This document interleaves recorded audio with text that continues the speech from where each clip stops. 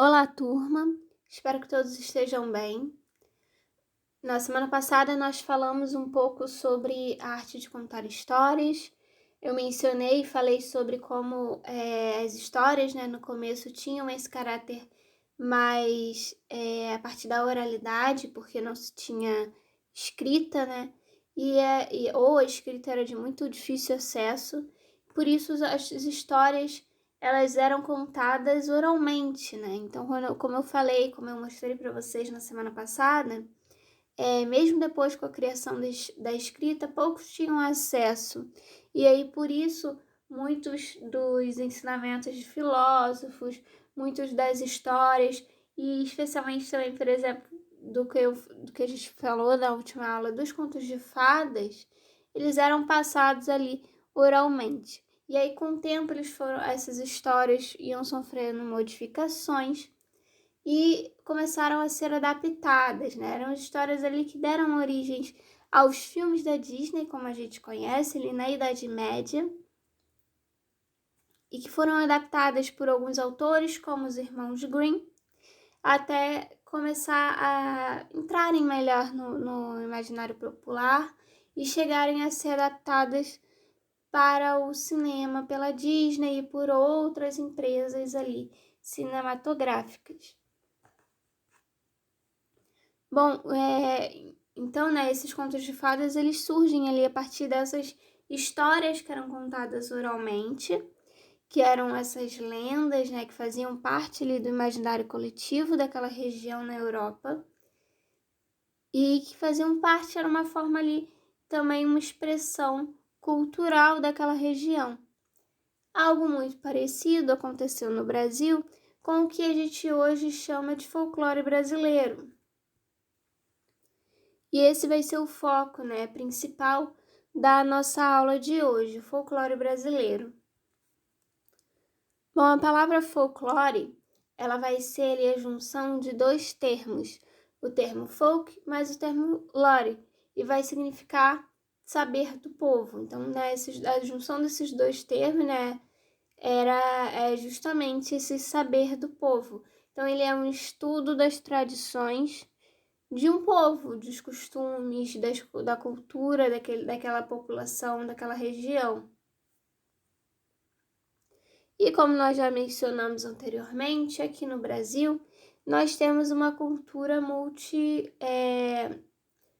multicultural, porque sofre ali influências de outras culturas. E a gente vai ter principalmente, as três culturas principais que vão influenciar na formação da cultura brasileira, ali, no início principalmente, vão ser a cultura indígena, que é a cultura dos nativos do nosso país, a cultura europeia, que é o que veio com os colonizadores, especialmente a cultura de Portugal, que era o nosso principal colonizador, e a cultura africana, que veio aí com os povos que foram trazidos para cá pelos colonizadores para serem escravizados.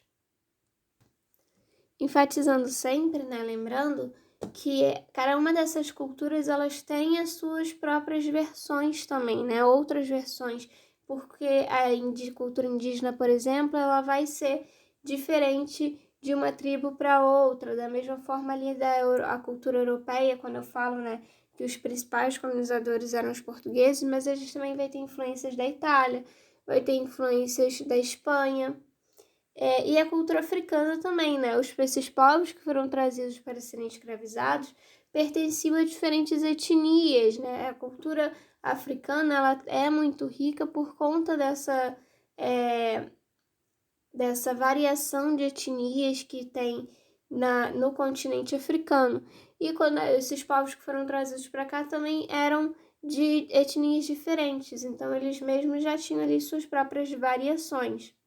E aí foram se misturando e criando novas ali, manifestações artísticas, novos costumes e tradições, formando assim a cultura brasileira. Então, com isso, a gente pode entender, nós podemos dizer que tudo que faz parte da cultura popular, então vai ser a culinária, a dança, as canções, podem ser consideradas como parte do folclore brasileiro.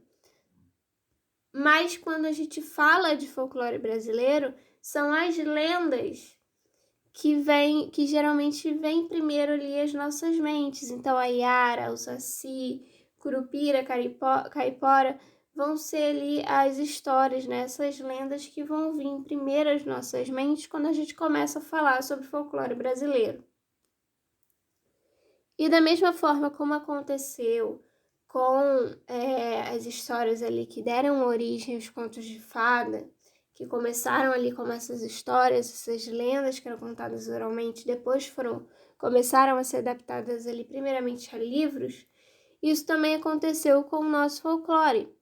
Uma das adaptações, né, para livro ali mais famosas, mais conhecidas até hoje, foi a adaptação feita por Monteiro Lobato quando ele criou a série de livros do Sítio do Pica-Pau Amarelo.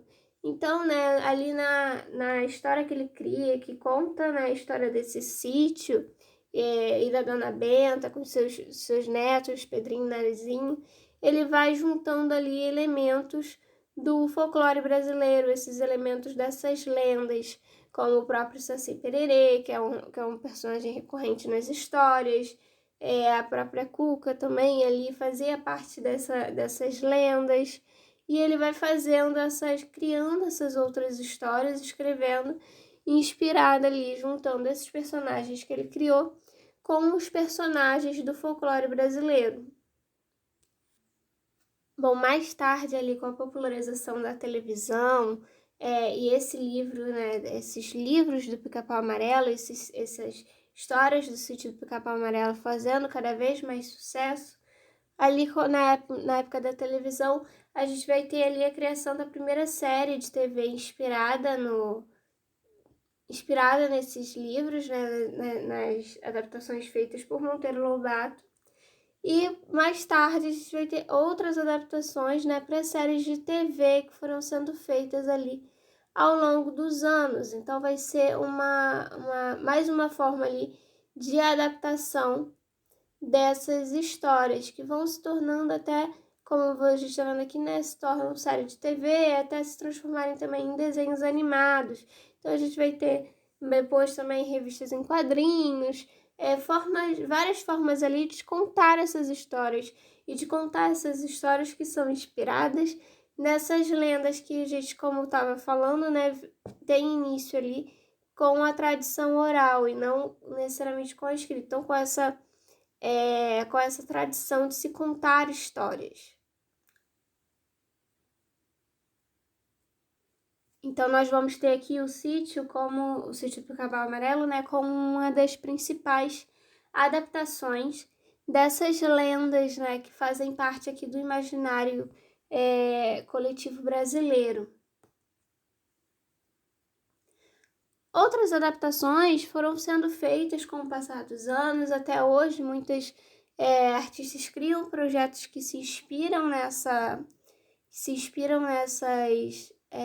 nessas lendas.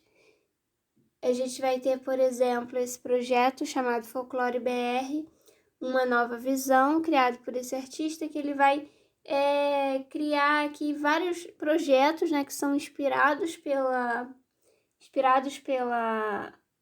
por essas lendas, pelas lendas do folclore brasileiro e por outras manifestações também do folclore brasileiro.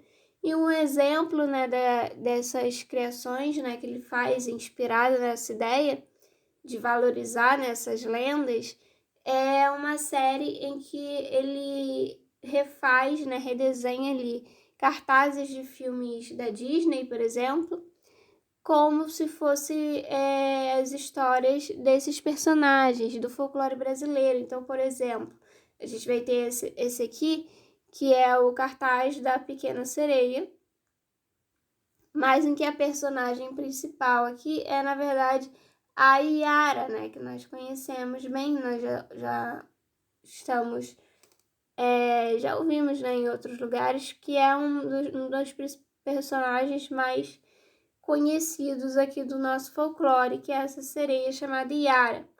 E ele cria ali, né, tá vendo? Ele cria vários elementos diferentes, imagina ali como seria de uma forma, né, fantasiosa esse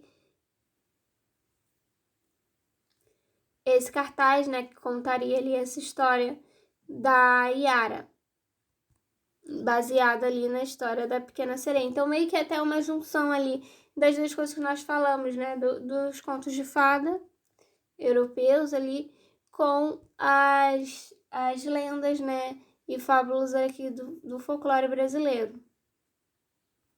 Aqui temos mais alguns exemplos, esse aqui com o exemplo da Moana, em que ele faz, inspirado no cartaz da Moana, ele faz o filme que seria Naya, a Lenda da Vitória Régia, que conta, né, contaria essa história dessa outra personagem importante do folclore, né, dessas lendas, que é a Vitória Régia. Mais um exemplo que eu trago aqui para vocês é o Procurando Saci, que é inspirado no Procurando Nemo, né? A gente vê aqui as semelhanças entre um cartaz e outro, porém com os elementos ali da cultura brasileira, com os elementos, com os personagens do folclore brasileiro, né? Lembrando que ele não faz os filmes, né? Ele faz apenas os cartazes. Então ele só imagina, né, como seria se tivesse esses filmes. E aí ele faz esses cartazes. Se esses filmes, na verdade, fossem feitos no Brasil, por exemplo, uma coisa assim. E aí ele faz esses cartazes contando, né, na verdade, como seria, né, se esses filmes contassem essas histórias dessas lendas. Bom, além de criar essas histórias, de criar essas ilustrações, né, na verdade, o Projeto Folclore Brasileiro tem também uma página no Instagram em que promove, né, divulga vídeos, faz eventos, né, encontros e divulga também artes de outros artistas que sejam ali relacionadas a essa ideia de valorização do folclore nacional.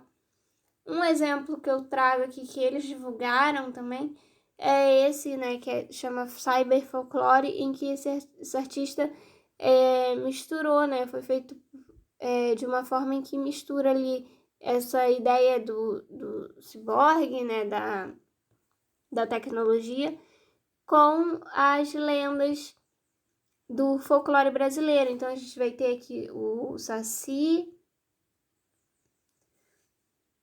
tem também o Curupira, né, com esse aspecto mais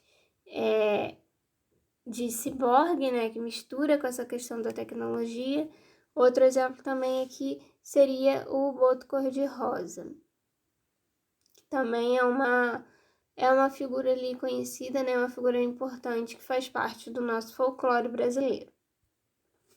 Bom, eu vou encerrando por aqui por hoje. Então nós falamos, né, sobre essas adaptações, né, dessas lendas, falamos sobre a importância dessas lendas na cultura brasileira e sobre várias formas, né, de se contar essas histórias. Então, como eu falei, né, por serem histórias que foram criadas ali inicialmente, né, que eram divulgadas apenas de forma oral, elas já tinham modificações entre a forma de cada um contar e as adaptações, né, foram proporcionando, né, cada vez mais essas modificações. Então, a gente vai ter aqui vários exemplos de artistas que se inspiram nessas lendas para criar suas obras e criar, né, ali outras histórias, outros universos baseados nessa parte importante, né, da cultura brasileira.